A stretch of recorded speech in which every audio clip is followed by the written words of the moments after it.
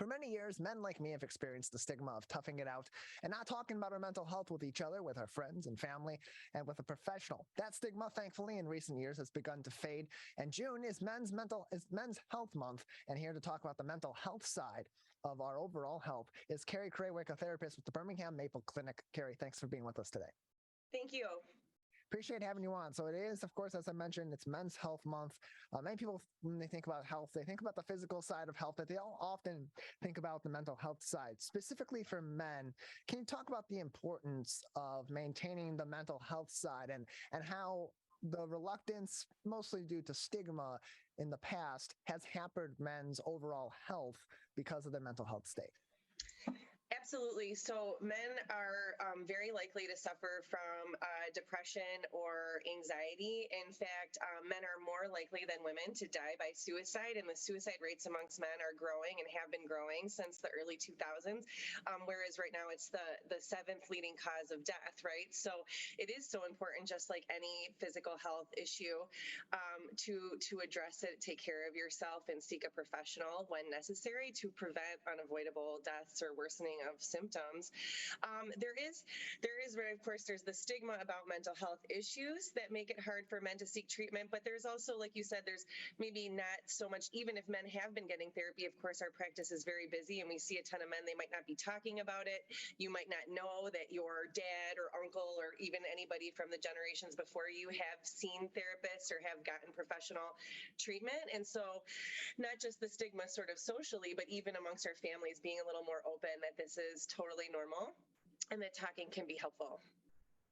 How has the pandemic impacted, particularly at your clinic, the Birmingham Maple Clinic, but just in general in the mental health community, what sort of impact has the pandemic had on getting men to seek that help? Because it's not that men didn't seek therapy before or wouldn't speak with a professional before the pandemic, but the pandemic's opened a lot of people's eyes on the need for better mental health care across the board.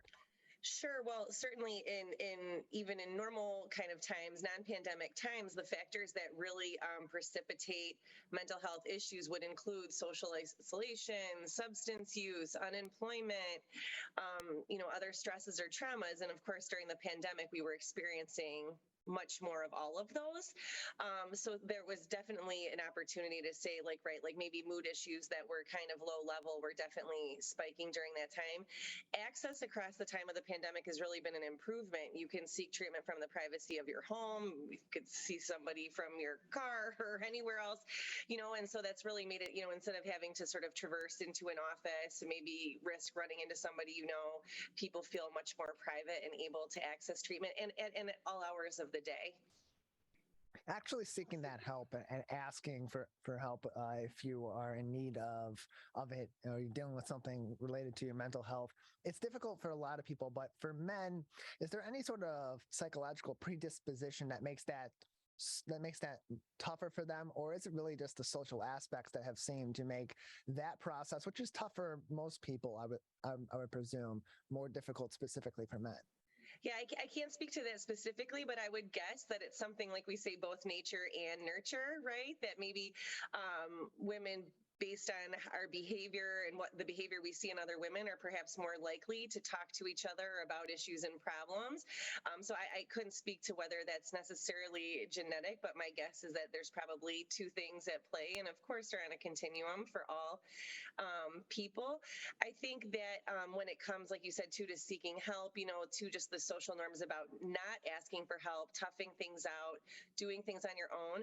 Another barrier for men is that their symptoms don't necessarily look the same, either to themselves or to the people that know them. They might not necessarily look sad or even report feeling sad, but they might have more trouble sleeping or harder time getting up, more fatigue, change in energy. So they might actually even be reporting to physical symptoms that may actually meet the criteria for, say, a depression diagnosis, but they might be feeling more tired, more, loss of interest in activities, more irritable, and things like that might actually be a sign of depression and not necessarily sadness, worthlessness, or changes in their self-esteem. You mentioned earlier the concept of nature versus nurture, and whether your genetics or whether society and your daily life impact more or how they impact together your mental health. In terms of family history, is there a predisposition with family history for people if they have a known family history of someone that had suffered from a mental health condition? Are they more likely than in the eyes of the mental health community to be predisposed for mental health issues themselves? Or is that, again, just going back to it's a combination of their genetics and the community? It is certainly a combination, but having a family history of a mental health issue or suicide is going to put a person at heightened risk for a mental health issue. So there is correlation there, but other correlation is, exposure to environmental stressors, exposure to trauma. And so there are multiple factors still, even though there is certainly a higher risk when you do have a family member that has depression, anxiety, or some other form of mental illness. We're joined by Carrie Krawiec, a therapist at the Birmingham Maple Clinic, joining us on the Megacast. More information and get in contact with them and access their resources, you can go to birminghammaple.com. That's birminghammaple.com for more information and to get in contact with the professionals at the Birmingham Maple Clinic. Carrie, is it important to practice your mental strength, just like you would your physical strength, to go through different rituals or different practices on a daily basis or even several times a week to improve your mental health? Is that something that people can regularly be doing on top of or even before necessarily they go and see a therapist? Sure. And, there's such a connection between our physical and mental health. Like I said, too, men might not necessarily seek out treatment for depression. Initially, they might have another complaint, but some of them are even related to physical health issues. Diet, exercise, hormone changes can all affect your mood. And so it is important to have mental health be one of the many ways we take care of ourselves.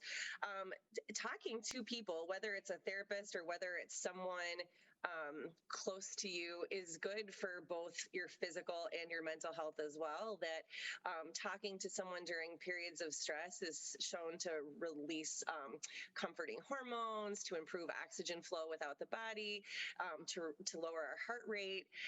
So there are a bunch of physical as well as mental health benefits to simply talking to someone that you can trust and feel safe with. But yeah, emotional intelligence is really about recognizing your feeling states and being able to restore calm. So like when you work out, you kind of put your body under stress, and then the part of fitness is being able to then restore yourself back to normalcy in terms of heart rate and breath. That emotional intelligence is really the same thing. Recognizing a feeling state in yourself or someone else, recognizing what's maybe triggered it, and then also having some skills to reduce yourself or, release some of that tension and restore yourself to a normal level. And so there are plenty of activities from mindfulness and meditation, from talking to someone, even I think just doing an examination of like feeling words. I think that we could all stand to use more descriptive words to describe our feeling statements. We kind of rely on happy, sad, mad, and the, okay. Everyone says I'm okay or fine, whatever. But to like really learn words from irritated through rage, or from peacefulness to excited, and, giving yourself, I always say like the full box of crayons. You need the 64 box, not the 4. And the more words you have for it, the better you're able to understand it yourself and make someone else understand you. So much of how we feel on a given day, or how we feel after a certain situation, is in our reaction to stimuli in our life. So can you explain the importance of how men react to different stressors in their daily life and the ways that can impact their mental health? Yeah, absolutely. I mean, I think one that we hear so often is anger. So often people, especially because men may be more inclined or more comfortable or more coached on expressing anger over other feelings. And then also, of course, there's sort of risk there. Like, does this make somebody dangerous or unsafe in some way? Or other people concerned about this anger? Is, it's like okay to be mad. It's not okay to be bad, right? Is that like with the proper skills, can you describe your anger and what's upsetting to you without acting out, without name calling or swearing or, physical gestures?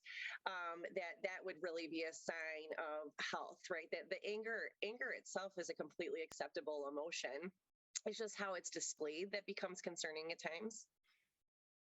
We're joined by Carrie Krawiec. She's the therapist at the Birmingham Maple Clinic, joining us on the Oakland County Megacast. More information can be found on birminghammaple.com. That's birminghammaple.com to get in contact with mental health professionals at the Birmingham Maple Clinic, as well as access other resources from them over at the Birmingham Maple Clinic. Again, birminghammaple.com, or you can call them 248-646-6659, 248-646-6659. For more information. Carrie, just another few minutes with you before we'll say goodbye today. If any man in our audience would like to seek assistance with the mental health from the Birmingham Maple Clinic, how can they best go about that? And is it easier than ever now with telehealth to accommodate these appointments and find that right therapist for somebody that fits into their schedule? Absolutely. I mean, there are therapists at our clinic and, of course, statewide who are seeing clients either via telehealth or in person. So, we're finding that that's really a comfort or a preference issue. Some people prefer in person, some therapists prefer in person, whereas some prefer the virtual model. And so there is something for everybody. The biggest contributor to success in treatment is a good fit. So, not feeling like you just try it once and then say, I tried and it didn't work, but really, giving it a fair chance and, trying a few times or trying a few different therapists to see who might be a good fit. I think also, therapists are trained professionals, I think, so often too, like, men may worry, especially having never been into therapy or never really addressing maybe contributing issues across their lifetime, worry like, hey, if we start to delve into this, they're going to kind of break me open and kind of, then I'm going to just be like a vulnerable mess. A trained therapist is going to pace just like a physical therapist or fitness trainer would. We're going to sort of like work on a few things and then stack on a little more element of difficulty or, tap into something maybe a little bit harder to talk about that it doesn't really start with like breaking out the big guns. It's really just like a practice over time and building and strengthening and growing. Carrie, just another couple minutes with you before we'll say goodbye today. At this time, anything else that we should be keeping in consideration on the mental health front, especially in particular for men as we continue through June, which is Men's Health Month? I always tell people and family members too, is like to be bold. If you suspect that someone in your family, man or otherwise, is dealing with feelings of depression or sadness or loss, if you suspect that there's any risk of suicidal thoughts, to ask them straightforward. Especially if you are involved with a man who you're concerned is depression and he has, say, for example, firearms, I would certainly ask, does he feel safe? And what plans or strategies can you create as a family to make sure that if there is any risk, they need to be removed from the home or given to a trusted person? And to ask those questions seem very hard, but they can be very comforting to a person who feels embarrassed about saying it, that if someone asks them, it's sort of permission to get the help that they need. Carrie, we appreciate your time and your insight. Thanks for joining us. Thank you.